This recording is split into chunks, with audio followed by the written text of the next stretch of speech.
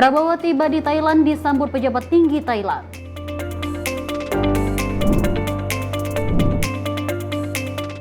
Deklarasi anti TPPO dan penempatan ilegal PMI.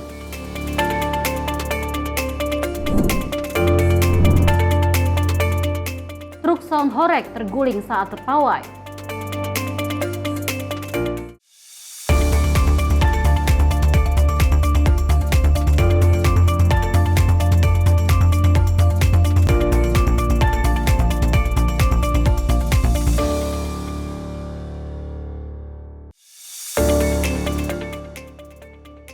Halo, selamat malam pemirsa. Senang sekali kami menyapa Anda pada malam hari ini dengan sejumlah informasi lainnya pastinya.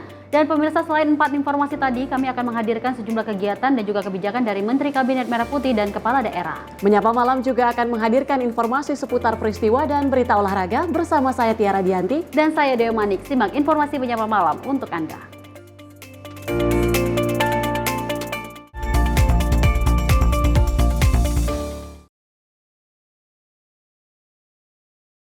Pemirsa, kita awali informasi dari kegiatan Presiden Prabowo Subianto yang tiba di Bandara Don Mueang, Thailand dan disambut oleh pejabat tinggi serta pasukan militer Thailand. Kunjungan kerja ini bertujuan mempererat hubungan bilateral Indonesia-Thailand di berbagai bidang strategis. Presiden Republik Indonesia Prabowo Subianto tiba di Bandara Don Mueang Royal Thai Air Force Base Thailand pada Sabtu malam pukul 22 waktu setempat. Kepala Negara RI Prabowo Subianto disambut hangat oleh para pejabat tinggi Thailand dan mendapat penghormatan dari pasukan militer setempat. Pejabat yang menyambut antara lain Wakil Perdana Menteri merangkap Menteri Keuangan Thailand Pichai Chunhavajira, Menteri Perdagangan Pichai Naparapitapan, Duta Besar Thailand untuk Indonesia Prapan Disyatat, serta Duta Besar RI untuk Thailand Rahmat Budiman. Hadir pula Atasnya Pertahanan RI di Bangkok, yaitu Kolonel Cakae Faisal Rahmat Hutagalung. Setelah prosesi penyambutan, Prabowo memberikan hormat kepada pasukan militer sebelum menuju kendaraan dinas. Kunjungan kerja Prabowo ke Thailand bertujuan untuk mempererat hubungan bilateral antara Indonesia dan Thailand. Fokus kerjasama diarahkan pada bidang-bidang strategis yang diharapkan dapat memberi manfaat konkret bagi kedua negara. Tim redaksi Simpo TV melaporkan. Hubungan diplomatik antara Indonesia dan Thailand semakin erat yang ditandai dengan tanda tangan MOU di bidang kesehatan. Presiden Prabowo Subianto menilai kerjasama ini penting untuk mengantisipasi kemungkinan terjadinya bahaya pandemi baru. Presiden Republik Indonesia Prabowo Subianto bersama Perdana Menteri Thailand Paetongtarn Shinawatra menyaksikan secara langsung penandatanganan Memorandum of Understanding atau MOU kerjasama Indonesia-Thailand dalam bidang kesehatan yang berlangsung di Government House Bangkok, Thailand pada Senin 19 Mei 2025. MOU ini ditandatangani oleh Menteri Luar Negeri RI Sugiono dan Menteri Kesehatan Thailand Somsak Thepsutin, yang menandai semakin eratnya hubungan diplomatik kedua negara yang telah berlangsung 75 tahun. Prabowo mengatakan kerjasama ini sangat penting untuk mengantisipasi terjadinya kemungkinan bahaya pandemi baru yang akan terjadi. Baru saja kita menyaksikan tanda tangan MOU di bidang kesehatan untuk meningkatkan kerjasama kita, untuk sama-sama bisa meningkatkan kapasitas kita. Dan hal ini sangat penting menghadapi kemungkinan pecahnya pandemi baru. Selain sektor kesehatan, Indonesia bersama Thailand akan memperkuat kerjasama di bidang pertahanan dan keamanan, ekonomi, pendidikan, hingga ketahanan pangan.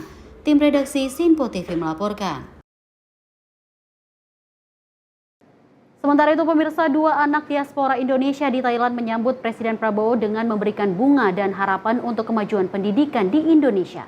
Mereka tampil percaya diri mengenakan busana adat Nusa Tenggara Timur dan menyampaikan doa agar pendidikan di tanah air semakin maju dan merata.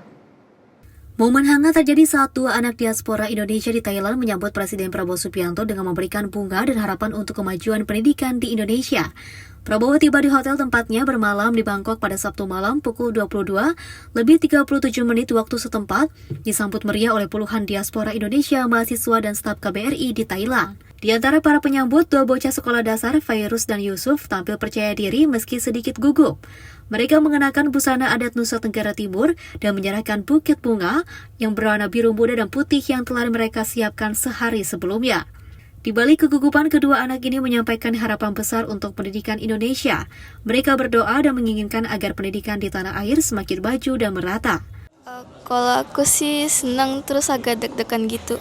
Kenapa deg-degannya? takut salah. Tapi senang. Virus ya gimana? Deg-degan banget. Deg-degan banget. Masih deg-degan nggak sekarang? Lumayan. Lumayan. Semoga Pak Presiden sehat selalu, panjang umur. Semoga nanti pendidikan Indonesia bisa kayak lebih baik gitu. Tim redaksi Simpo TV melaporkan. Presiden RI Prabowo Subianto menyambut baik kerjasama dengan Thailand di sektor penerbangan. Dan pembukaan jalur penerbangan baru yang menghubungkan Bangkok dan Surabaya, Medan, dan Phuket ini mendapatkan peningkatan pariwisata antar dua negara. Presiden Republik Indonesia Prabowo Subianto menyambut baik pembukaan jalur penerbangan baru yang menghubungkan Bangkok, Surabaya, Medan, dan Phuket. Langkah ini diyakini akan memperkuat sektor pariwisata kedua negara. Pernyataan tersebut disampaikan Prabowo dalam konferensi pers bersama Perdana Menteri Thailand, Paetongtarn Shinawatra, usai pertemuan bilateral di Government House Bangkok pada Senin 19 Mei 2025. Kami juga menyambut baik kerjasama di sektor penerbangan dan meningkatkan pengembangan teknologi bersama di bidang ini.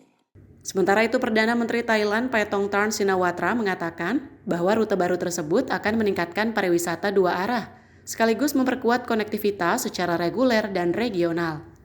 Ia menambahkan bahwa pemerintah Thailand telah menugaskan badan-badan terkait untuk menjajaki potensi kerjasama yang lebih luas di sektor pariwisata.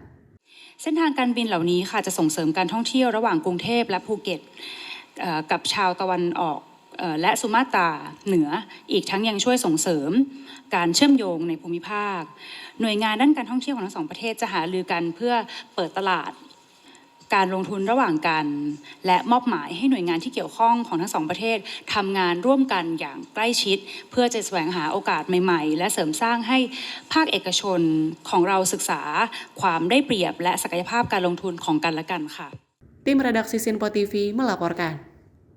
Kita lanjut informasi masih dengan kegiatan Presiden Prabowo Subianto yang menyampaikan bahwa Indonesia menuju swasembada pangan dengan produksi beras dan jagung tertinggi sepanjang sejarah. Prabowo menegaskan keberhasilan ini hasil kebijakan tepat serta komitmennya untuk menurunkan kemiskinan dan menjaga pemerintahan yang bersih.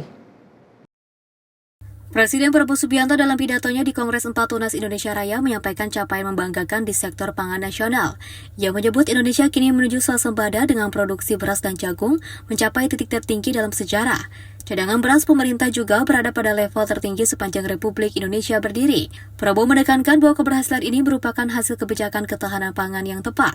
Peningkatan produksi terjadi secara merata, bahkan di beberapa daerah mencatat kenaikan yang signifikan. Sumatera Selatan misalnya mengalami lonjakan produksi hingga 25%, sementara rata-rata nasional naik sekitar 10%. Dengan waktu yang singkat kita buktikan, kita sudah ke arah swasembada pangan di luar dugaan kita. Produksi beras dan jagung kita tertinggi sepanjang sejarah Republik Indonesia. Rawa kita robah menjadi sawah-sawah. Tanah-tanah tandus kita akan buat tanah-tanah yang subur. Di hadapan para kader muda Gerindra, Prabowo menyampaikan pesan dan harapan untuk masa depan bangsa. Ia menilai Indonesia memiliki potensi besar asalkan dipimpin oleh pemerintah yang bersih dan setia pada Pancasila dan Undang-Undang Dasar 1945. Prabowo juga menegaskan komitmennya menurunkan angka kemiskinan demi kesejahteraan rakyat Indonesia. Tim redaksi Simpo TV melaporkan. Kita beralih ke informasi lain, Partai Keadilan Sejahtera akan mendukung penuh untuk pencalonan Presiden Prabowo Subianto di Pilpres 2029. Kendati demikian, PKS ingin memfokuskan terlebih dahulu program-program Presiden Prabowo selama 5 tahun ke depan. Presiden Prabowo Subianto menuai mendapatkan banyaknya dukungan dari berbagai partai politik untuk maju kembali di Pilpres 2029 mendatang. Meski Presiden Prabowo menyatakan tak akan maju lagi jika dinilai gagal memimpin Indonesia. Namun dengan belum genap setahun pemerintahannya, Presiden Prabowo sukses mendapatkan respon positif melalui program-program yang pro terhadap kesejahteraan masyarakat. Bahkan salah satu partai politik yakni Partai Keadilan Sejahtera menyatakan sikapnya untuk mendukung Prabowo maju di Pilpres 2029. Kendati demikian, PKS ingin memfokuskan terlebih dahulu dalam menyukseskan program-program Presiden Prabowo selama 5 tahun ke depan. Beliau dicalonkan kembali gitu ya. Nah, kalau dari PKS tentu kita sebagai partai koalisi ya kita ingin sukseskan dulu pemerintahan Bapak Prabowo ini. Karena kita ada di koalisi, kita ingin pemerintahan Pak Prabowo ini sukses menyelesaikan janji-janji kampanyenya, sehingga bukan hanya Partai Gerindra nanti, bahkan mungkin rakyat Indonesia juga akan mendorong Pak Prabowo untuk maju kembali, menuntaskan bahkan memberikan layanan lebih baik lagi untuk bangsa ini. Dari Jakarta, Pak Rijal Dava Rizkyano, Sinpo TV melaporkan. Kita beralih dengan informasi lainnya, pemirsa. Menteri Pemuda dan Olahraga Dito Aryo Tejo ini menghadiri seremonial pembukaan Kongres 39 Gerakan Mahasiswa Kristen Indonesia atau GMKI tahun 2025 di Plenary Convention Hall Samarinda, Kalimantan Timur. Menpora mengajak seluruh kader GMKI di seluruh Indonesia bersama mensukseskan penyelenggaraan Kongres GMKI di Samarinda. Pada kesempatan itu, Menpora menyimak pidato Ketua Umum Pengurus Pusat GMKI Jeffrey Edi Irawan Gultom. Ketum Jeffrey dalam pidatonya menyampaikan terima kasih atas dukungan Menpora Dito bersama Kemenpora selama ini. Salah satunya dukungan renovasi kantor sekretariat GMKI di Jakarta. Setelahnya, Menpora bersama para tamu undangan yang hadir mendengarkan orasi ilmiah Menteri ESDM Bahlil Lahadalia. Dalam orasinya bertajuk Hilirisasi Energi untuk Kemajuan Negeri, Menteri Bahlil menerangkan bagaimana upaya pemerintah melalui Kementerian ESDM dalam melakukan hilirisasi sumber daya alam. Menurut Menteri Bahlil, hilirisasi yang dijalankan pemerintah sekarang sudah on the track sebagaimana mestinya. Contohnya yaitu hilirisasi nikel, namun diakui dalam praktiknya, kontribusi hilirisasi ini masih belum sepenuhnya adil kepada pemerintah dan masyarakat di daerah. Dalam hal ini, Menteri Bahlil mengajak kader-kader GMKI turut berperan dalam hilirisasi ini. Para pemuda dan anggota-anggota organisasi mahasiswa, termasuk GMKI, harus bisa membaca peluang dan berani mengambil risiko untuk bisa menjadi yang terbaik. Dukungan serupa sebelumnya juga disampaikan Menpora Dito untuk kesuksesan penyelenggaraan Kongres ini. Menpora mengajak seluruh kader GMKI di seluruh Indonesia bersama menyukseskan penyelenggaraan Kongres GMKI di Samarinda. Tim redaksi Sinpo TV melaporkan. Usai jeda kami akan hadir dengan sejumlah informasi lainnya, di antaranya Menko PM hadiri pelantikan Paus Leo XIV. Selengkapnya tetaplah bersama kami di Sinpo TV.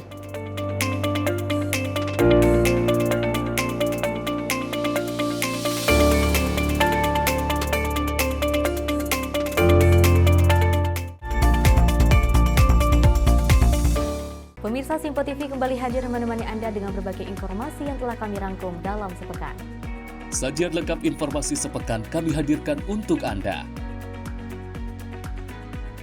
Badan Legislasi DPR menemui masa unjuk rasa di depan gedung DPR RI Senayan, Jakarta. Menemani akhir pekan Anda bersama keluarga dengan rangkuman berita menyeluruh dalam Sinpo Sepekan setiap minggu pukul 6 pagi hanya di Sinpo TV.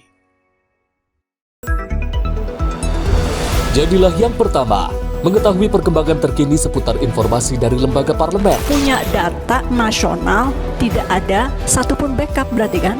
Tiba-tiba ada putusan yang nggak masuk akal dan seperti ini gitu. Kita biarkan rekomendasi kepada KPK, periksa! Kami hadirkan informasi paling akurat untuk mengawal setiap informasi dalam rapat komisi dan paripurna. Tentunya bersama saya Andi Rezaldi yang telah kami rangkum dalam program Sinpo Parlemen. Saya Arif Tufan. Saksikan Sinpo Parlemen setiap Sabtu pukul 6 pagi hanya di Sinpo TV. Kami hadir dengan rangkaian informasi dari berbagai penjuru dunia. Topik dan isu yang tengah menjadi sorotan mancanegara dikemas dengan lengkap untuk Anda.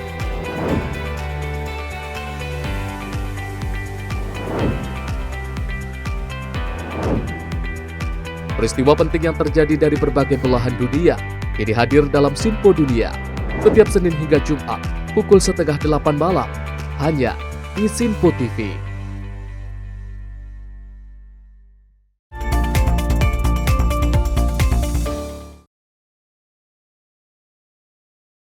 Terima kasih pemirsa, Anda kembali menyaksikan Menyapa Malam dan informasi kita lanjutkan. Pemirsa, Ketua DPD Sultan Nazamuddin secara resmi melantik Sekretaris Jenderal DPD dan pejabat fungsional analisis legislatif ahli utama di Kompleks Parlemen Senayan, Jakarta pada Senin pagi. Pelantikan ini nantinya diharapkan dapat bekerja secara produktif, efektif, dan disiplin, baik internal maupun eksternal. Pimpinan DPD secara resmi melantik Sekretaris Jenderal DPD Irjen Pol Muhammad Iqbal dan pejabat fungsional analisis legislatif ahli utama Rahman Hadi di Kompleks Parlemen Senayan, Jakarta.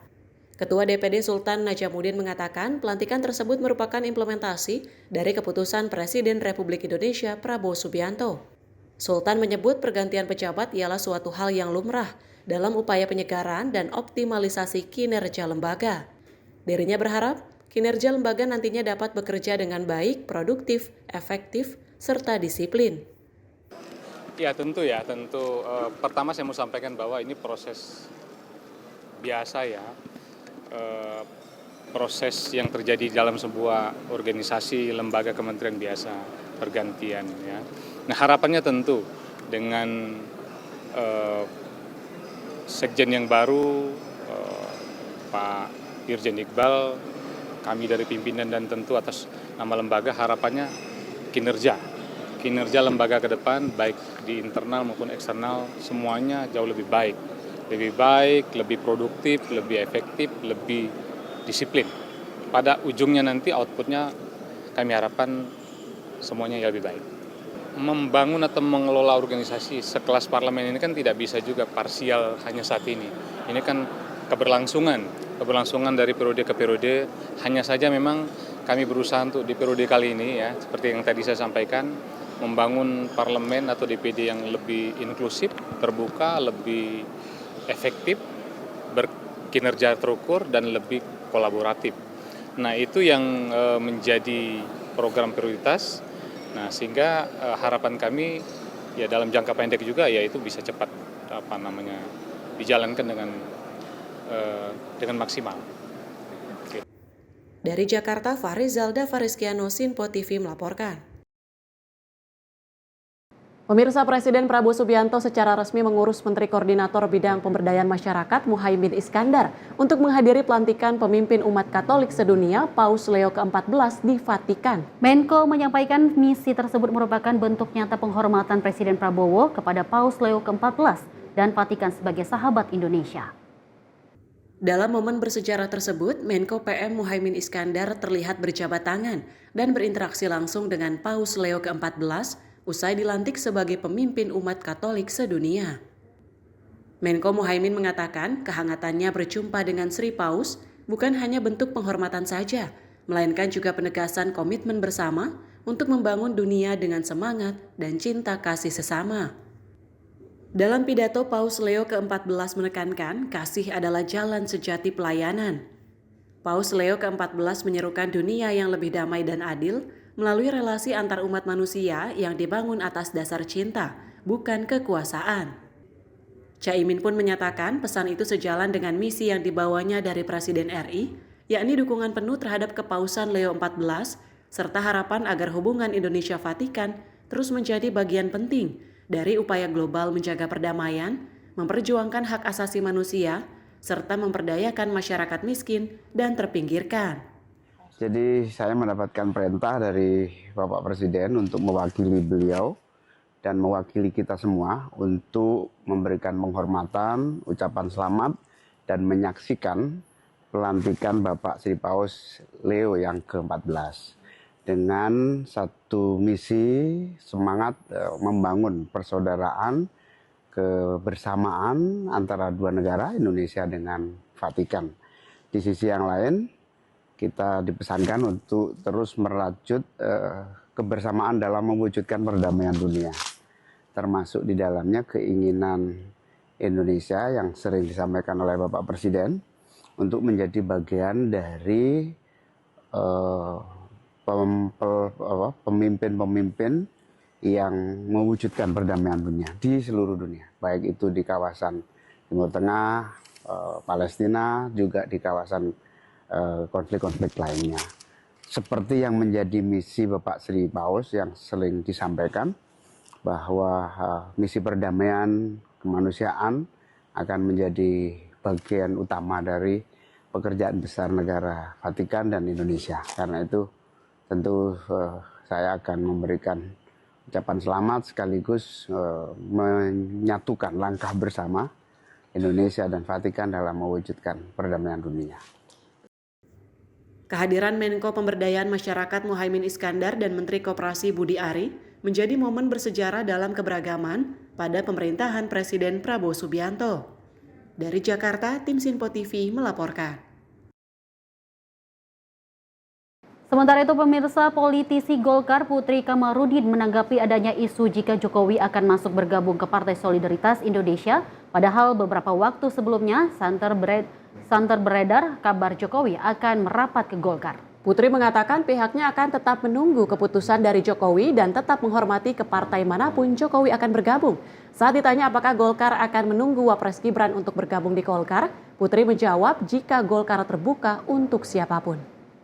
Hal tersebut dikatakannya usai hadir di acara konferensi pers penyelenggaraan Rapimnas Sentral Organisasi Karyawan Swadiri Indonesia atau SOKSI di gedung DPP Golkar Jakarta Minggu sore. Putri menjelaskan pihak Golkar menyerahkan sepenuhnya kepada Jokowi untuk menentukan keputusannya memilih partai. Saat ditanya Jokowi pernah dikabarkan akan merapat ke Golkar beberapa waktu lalu, Putri merespon dengan mengatakan Golkar tetap menunggu keputusan Jokowi.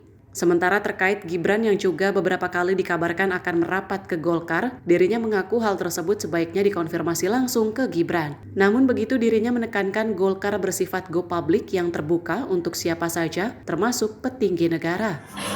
Jadi tentunya itu keputusannya Pak Jokowi dan juga keluarga ya, kalau soal akhirnya nanti beliau mau berlabuh ke partai mana. Dan tentu kita sangat menghormati beliau sebagai salah satu kader terbaik dari bangsa Indonesia ya, bukan partai manapun, yang telah berkontribusi selama 10 tahun untuk pembangunan Indonesia. Jadi ketika beliau digosipkan misalnya kemarin mau masuk Partai Golkar atau sekarang mau masuk PSI, itu sebenarnya kita kembalikan lagi kepada keputusan beliau, dan saya yakin beliau pasti bisa memahami kira-kira baiknya beliau nanti berkontribusi lebih itu di mana.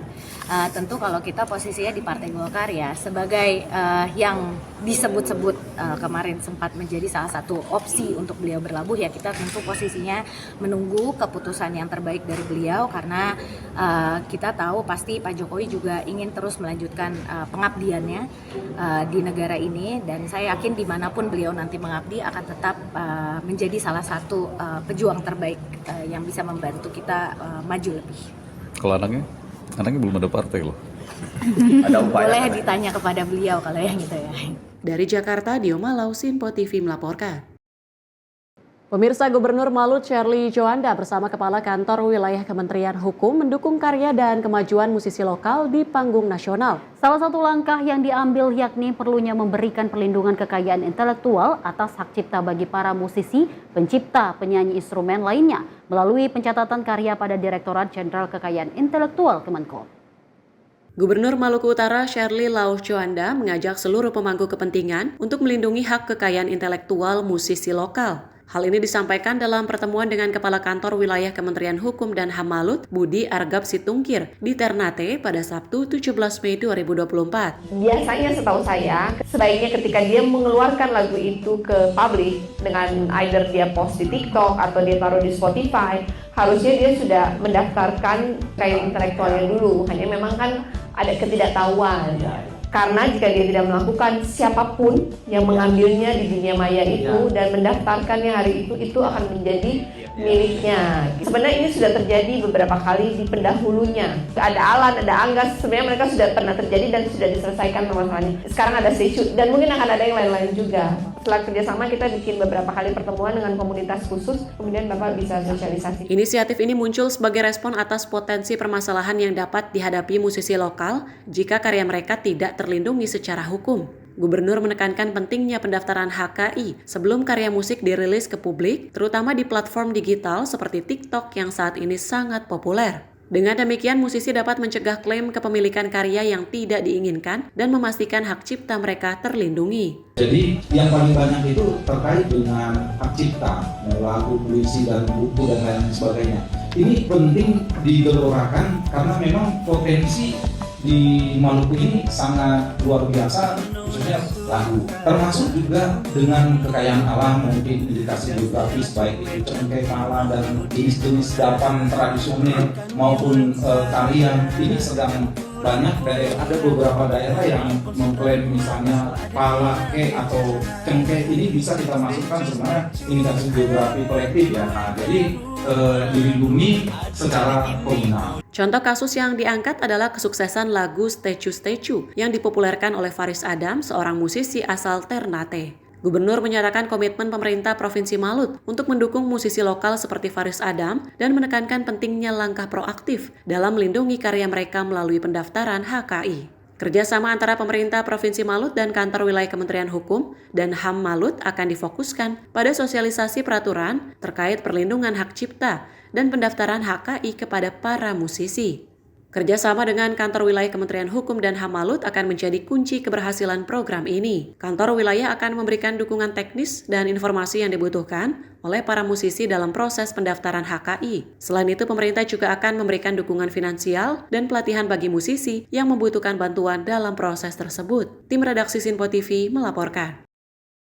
Pemirsa, Menteri Pelindungan Pekerja Migran Indonesia Abdul Qadir Karding ini bersama dengan Polda Lampung dan instansi terkait melakukan deklarasi anti tindak pidana perdagangan orang dan penempatan ilegal pekerja migran Indonesia pada 16 Mei 2025. Menteri Karding menyatakan deklarasi gerakan bersama pemberantasan TPPO dan pemberangkatan PMI ilegal ini dilakukan dalam upaya melindungi masyarakat khususnya di Lampung.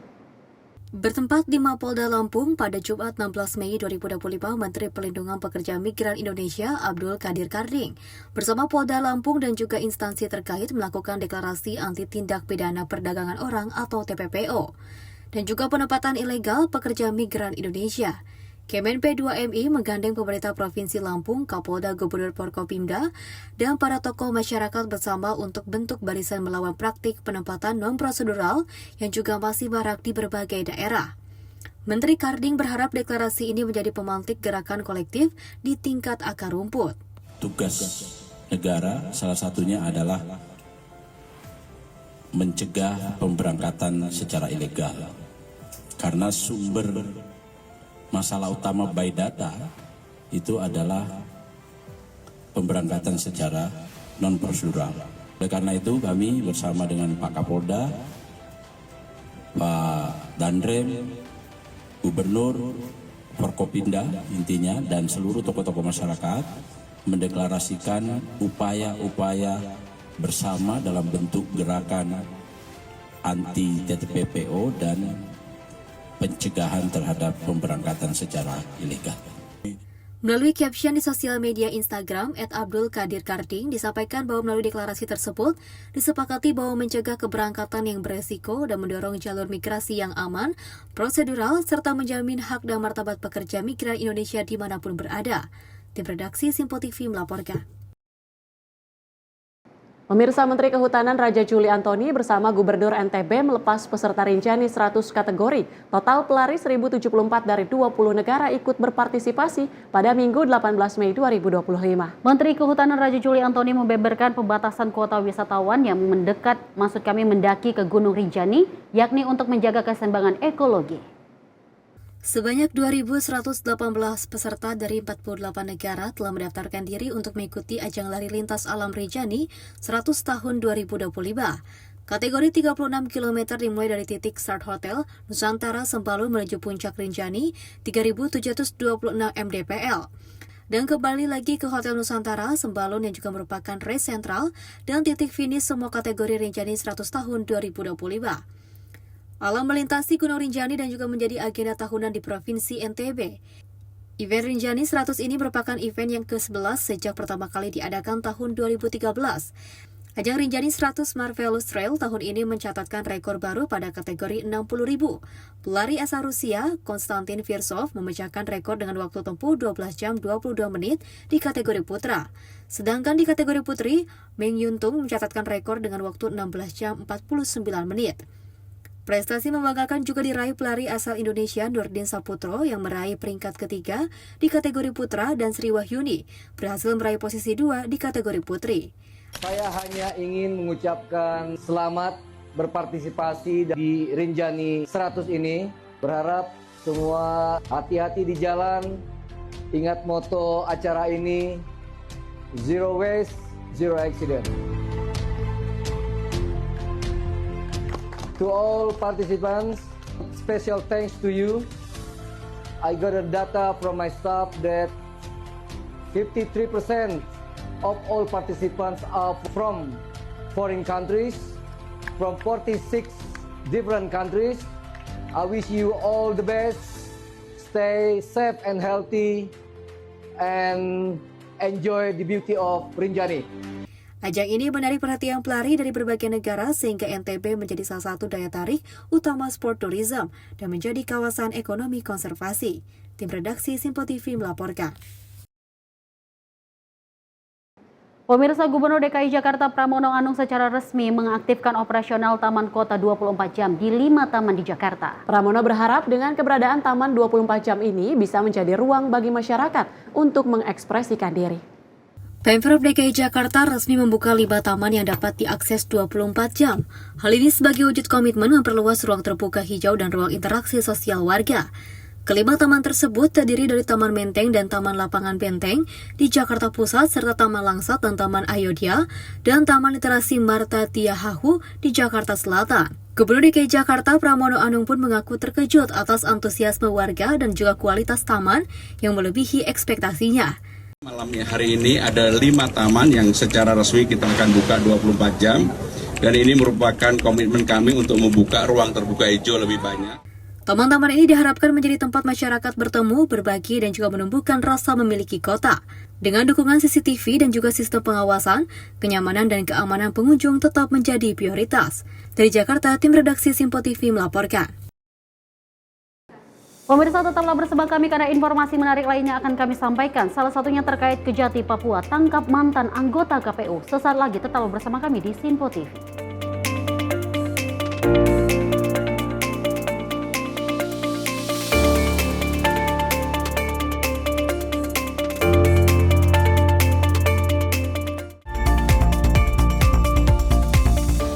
Halo pemirsa, kami kembali hadir dengan sejumlah informasi yang kami himpun dari berbagai penjuru dunia. Rangkaian informasi yang membuat akhir pekan Anda begitu bermakna. Sebuah kelompok di Afrika Selatan memberikan layanan pertunjukan film dengan tenaga surya. Berita yang menjadi sorotan media dari dalam dan luar negeri. Kami hadirkan untuk menemani pekan Anda dalam Simpo Dunia Sepekan, Sabtu dan Minggu pukul 9 pagi. Hanya di Simpo TV. Halo, selamat pagi pemirsa Simpo TV. Selamat pagi Andi. Selamat pagi, Ves. Beragam informasi terbaru hadir menemani Anda sebelum memulai hari. Itu memang dari Menteri Perhubungan juga mendukung, Betul. dari Menteri Keuangan juga mendukung, dan kita sebagai masyarakat pun juga Harus mendukung. Mengangkat isu yang tengah menjadi pembicaraan paling hangat. Semarakan pagi Anda bersama Menyapa Pagi. Setiap Senin hingga Jumat pukul 6 pagi. Hanya di Simpo TV. Halo, selamat malam pemirsa. Senang sekali rasanya kami mengisi ruang informasi Anda. Akhiri aktivitas Anda dengan rangkuman perkembangan peristiwa yang terjadi sepanjang hari. Sebelumnya kita saksikan ada sekitar 3.000 tamu undangan, sementara di Ibu Kota Nusantara ini ada sekitar 2.000 tamu undangan. Rangkaian informasi nasional dan mancanegara dirangkum sebagai penutup hari dalam Menyapa Malam. Setiap Senin hingga Jumat pukul 8 malam. Hanya di Simpo TV.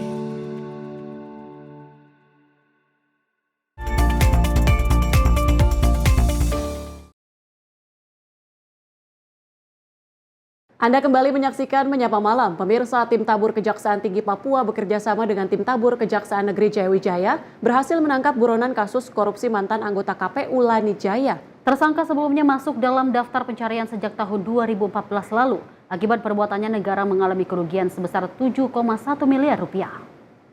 11 tahun buron mantan anggota KPU Lani Jaya bernama Asaat Serang ditangkap tim tabur Kejaksaan Tinggi Papua bekerja sama dengan tim tabur Kejaksaan Negeri Jayawijaya di Perumnas 3 Waena, Distrik Heram, Kota Jayapura, Papua.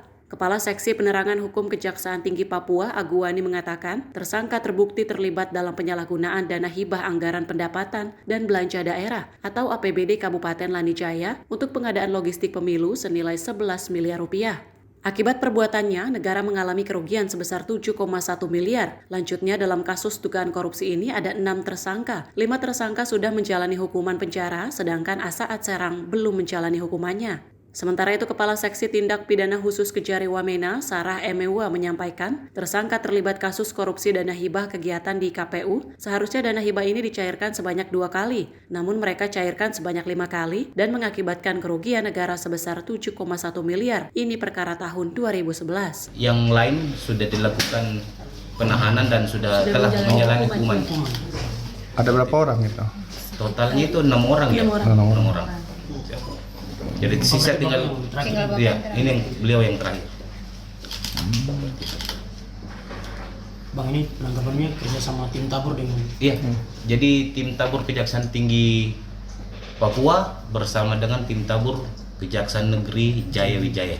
Sarah menambahkan berdasarkan putusan Mahkamah Agung, tersangka Asaat dijatuhi hukuman penjara 4 tahun. Hingga kini terpidana telah diserahkan ke Lembaga Pemasyarakatan Kelas 2 AB Pura untuk menjalani hukumannya. Keberhasilan penangkapan ini menunjukkan komitmen kejaksaan dalam menegakkan hukum dan memberantas tindak pidana korupsi di Papua. Dari Jayapura, Papua, Rifan Donai, Sinpo TV melaporkan.